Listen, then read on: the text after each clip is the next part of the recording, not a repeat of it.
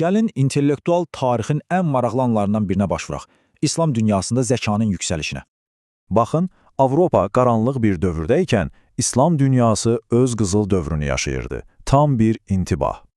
Yaxşı, bəs necə oldu ki, fəlsəfə birdən-birə bu qədər önəmli oldu? Gəlin səbəblərinə baxaq. Hər şey bir yerdə baş verdi. Mədəni genişlənmə, dini mübahisələr, bunlar zəkaya olan ehtiyacı alovlandırdı. Və bu mühitdə zəkanın əsl çempionları ortaya çıxdı.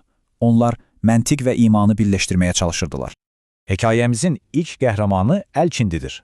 Onun üçün məntiq ilahi həqiqətə aparan bir alət idi. Onun fikri çox aydın idi. Həqiqət, həqiqətdir. Mənbəsinin heç bir fərqi yoxdur. Növbəti nəhəng Əl-Farabidir.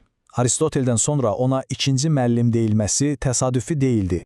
Onun əsas işi məntiq idi. O, məntiqi bütün elmlərin universal dili hesab edirdi. Və səhnəyə İbn Sina çıxır. Həm dahi filosof, həm də məşhur həkim. Onun məqsədi isə daha böyük idi. Platon və Aristotel kimi iki nəhəngi bir araya gətirmək. Bunu necə etdi?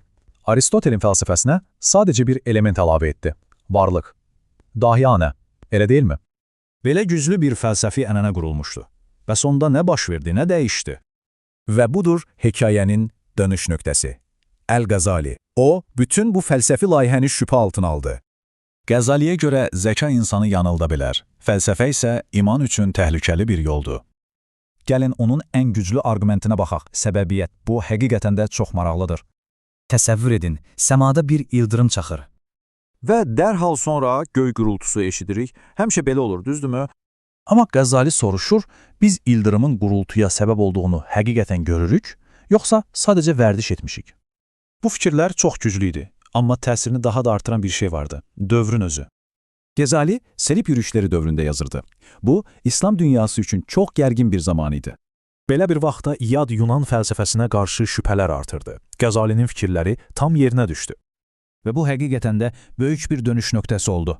Fokus artıq rasionalist fəlsəfədən uzaqlaşmağa başladı. Bu böyük mübahisə bizə də bir sual miras qoyur. İman və zəka arasındakı o sərhədi harda çəkməliyik?